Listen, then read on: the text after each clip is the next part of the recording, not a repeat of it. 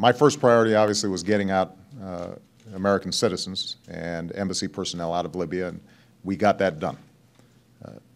The very next day, we had already instituted the largest financial seizure of assets in our history.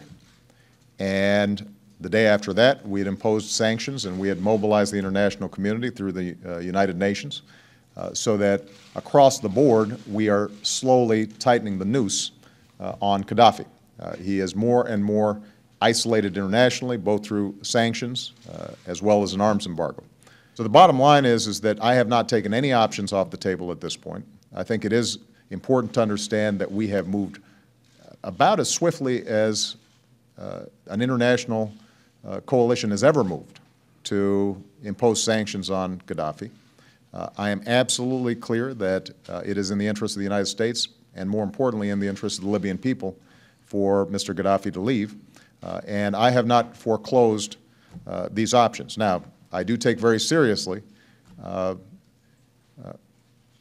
making sure that any decisions I make that involve U.S. military power are well thought through and are done in close consultation with Secretary Gates, Chairman of the Joint Chiefs of Staff, Admiral Mullen, and all relevant personnel.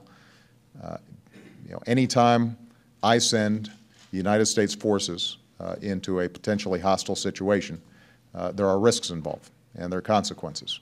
And it is my job as President to make sure that we have considered all those risks.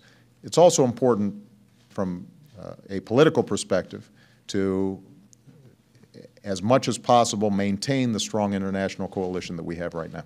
In the words of your Director of National Intelligence, he may have the firepower to potentially win this standoff with the rebels. I am concerned, absolutely. And I think that's why it's so important for us not to stop where we are, but to continue to find options that will add additional pressure, including sending a clear message to those around Qaddafi that the world is watching. There's no doubt that I am concerned about it. Qaddafi has a stash of weapons.